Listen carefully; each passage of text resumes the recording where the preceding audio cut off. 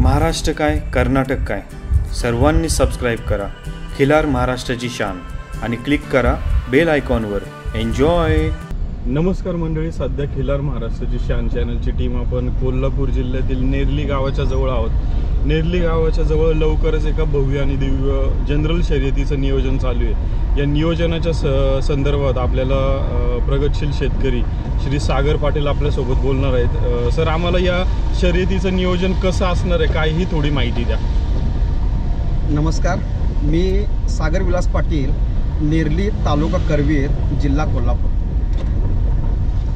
Sir, आता ही जी general शर्यत आहे ह्याला किती गट असणार, किती गाड्या येतील किंवा सध्या तुमची कशा पद्धतीची तयारी चालू आहे काय सांगता आम्हाला? सर्वप्रथम हा जो बैलगाडी शर्यतीचा जो म्हणजे नियोजन घातलेला आहे हे माजी गृहराज्यमंत्री सतेज उर्फ बंटी पाटील साहेब आणि ऋतुराजदादा यांच्या मार्गदर्शनाखाली आम्ही हा शर्यतीचं नियोजन घातलेलं आहे. जसं त्यांनी आम्हाला प्लॅनिंग दिली त्याप्रमाणे आम्ही हे सगळं केलेलं आहे. तर ह्यामध्ये आम्ही 5 गट केलेले आहेत. आदत गट, नवतर आदत गट, ओपन आदत गट, दुसरा चौसा गट, ब गट आणि अ गट. महत्त्वाचा गट आहे तो म्हणजे अ गट आहे.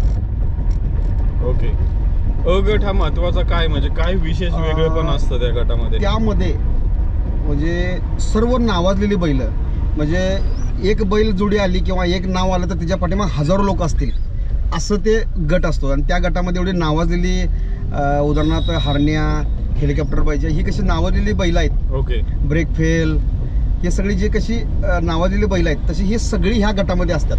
म्हणजे जे बैल नवतर आदत दुसरा चौसा करून ब गट करून जी टॉपला लेवलला खेळणारी बैल आहेत ती ह्या गटामध्ये खेळत असतात. आता संपूर्ण महाराष्ट्र आणि कर्नाटकाचं लक्ष खरं तर या शर्यतीकडे लागलंय, तर तुमच्या तर्फे सर्वांना इन्व्हिटेशन द्या की या शर्यतीला का आलं पाहिजे आणि कधी शर्यत असेल याचा थोडासा अंदाज तारखेचा कळू शकेल का? 1 जूनला रविवारी सकाळी 8 वाजता हे मैदान आहे. साधारण 9 वाजता आम्ही हे मैदान चालू करतोय. पण याची नोंदणी म्हणजे नाव नोंदणी जी आहे ती आपण 30 तारखेलाच क्लोज करतोय. त्याच्या आधी सगळी नाव नोंदणी व्हायला पाहिजे. त्यामध्ये आपण बैलगाडी जे चालक आहेत त्यांना आपण आमचे स्वतःचे टी-शर्ट काढून त्यांना देतोय सतेज केसरीचे. आता जी नोंदणीची प्रक्रिया असते त्याच्यासाठी अगोदर कसं फोनद्वारे का कसं आम्ही आता काय करतोय, QR कोड देतोय, फोन नंबर देतोय, त्यावरती त्यांनी पेमेंट करून बैलाचे फोटो, स्वतःचे आधार कार्ड हे कंपल्सरी पाठवायचं आहे. आणि हे झाल्यानंतर आम्ही त्यांची नोंद घालून त्यांना पावतीसुद्धा आम्ही व्हॉट्सअप करतोय. ज्या दिवशी कोण जवळपास असेल तर यांनी पावती घेऊन जायची आहे, नसेल तर त्या दिवशी आल्यानंतर त्याला आम्ही सुपूर्द करतोय. आता सर एक गोष्ट विचारायची की बैलगाडा शर्यत बंदी उठली, जी मेन म्हणजे नियम आहे की विना लाठीकाठी, तर कुठल्या नियम अटी आपण तिथं काटेकोरपणे पाळणार आहोत? पहिली गोष्ट म्हणजे नेरलीचं मैदान म्हटलं हे करेक्टच मैदान होणार हे सगळ्यांना माहिती आहे. आणि इथं आम्ही बॅटरी लावणे, गाडी पाठीमागे लावणे, ढकली हे असले प्रकार, बॅटरी वगैरे काही प्रकार नसतात. एकदम चोख आणि करेक्ट असते. फक्त कमिटीच्या 2 पुढं गाड्या, 2 मागं गाड्या आणि 1 शूटिंगची गाडी अशा 5च टू व्हीलर ठेवतोय आम्ही. ह्याला म्हणजे कॉम्प्रोमाइज काही करत नाही. परत ज्यावेळी आम्ही निवड होते गटाची निवड, मग आदत असेल तर आदतमध्ये नवतर आदत जे आहे 5-6 फाट्या पळालेला जो खोंड आहे नवतर आदतमध्ये तो त्या लेवलला घेणार. काही जर ऑब्जेक्शन असलं, एक 4-8 लोकांनी सांगितलं बाबा हे खरोखर जास्त वेळ पळाला तर आम्ही ते बाद करतोय. आणि प्रत्येकानं प्रामाणिकपणे हा मैदान करावं. कोण गाडी मालक असतील, चालक असतील, हे आम्ही त्यांना विनंती करतोय.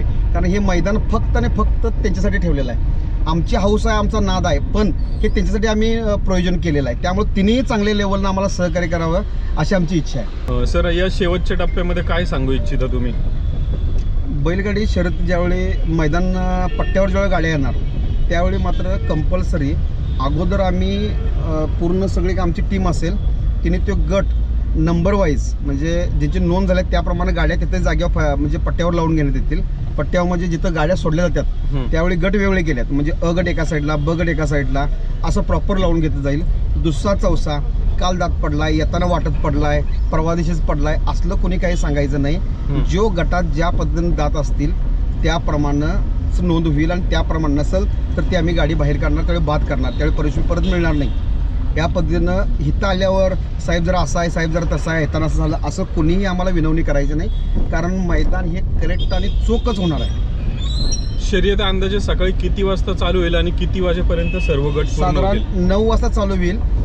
साधारण 12च्या 1 दरम्यान सगळे गट संपतील. कारण कसं आहे, नेरलीचं मैदान चोख असल्यामुळं त्याला गाड्या खूप येतात, त्यामुळं गट वाढला जातोय. म्हणजे एका गटामध्ये समजा ते 40 नोंद होत्यात, 30 नोंद होतात. तर त्यावेळी आम्ही गाडी मालक चालक आणि आम्ही कमिटी असं मिळून ते समविचारानं गट आम्ही तयार करून घेतोय आणि गट तयार झाल्यानंतर त्याप्रमाणे आम्ही सोडलं जाते.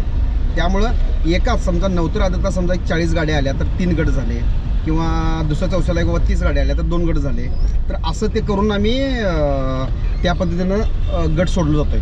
त्यामुळं एकाच गटाचे 2-2, 3-3 गट होणार आहेत. ओके. पण ह्यावेळी अनेक काळजी घेतल्या.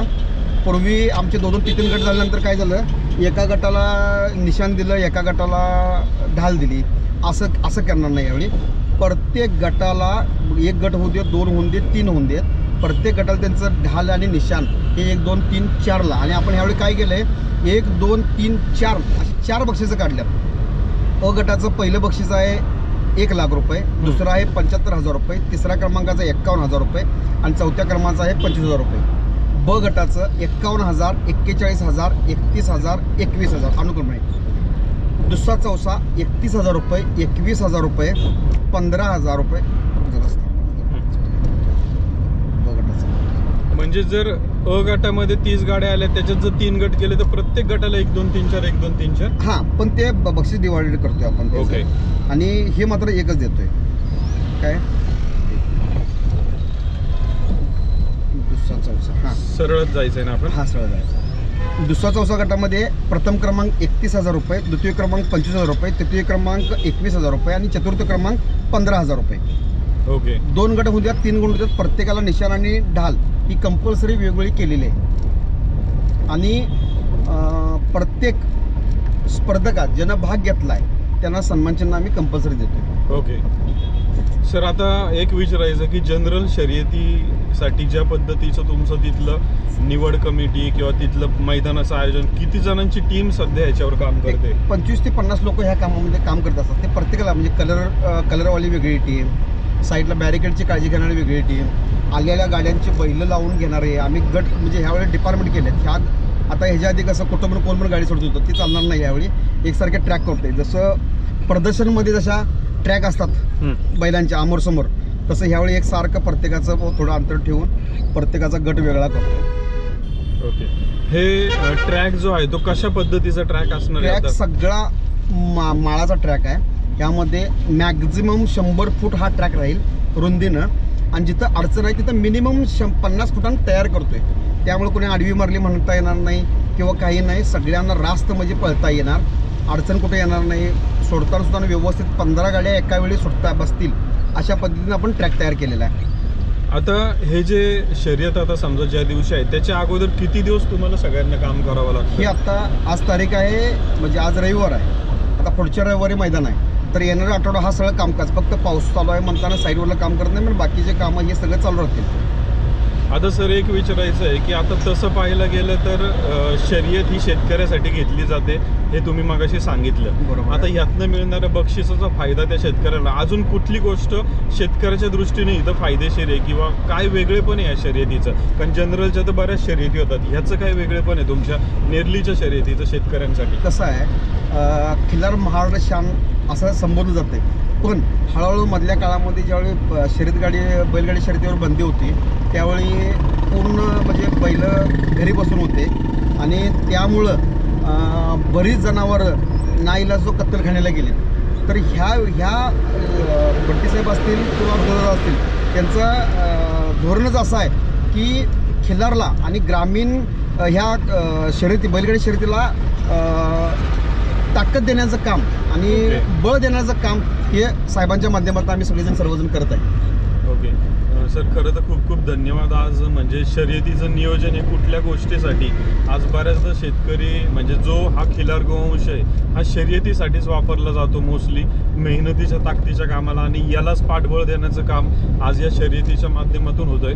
म्हणजे अशाच प्रकारची ही माहिती आपण पाहत राहूया. खूप खूप धन्यवाद. खिल्लार महाराष्ट्राची शान, खिल्लार महाराष्ट्राची शान.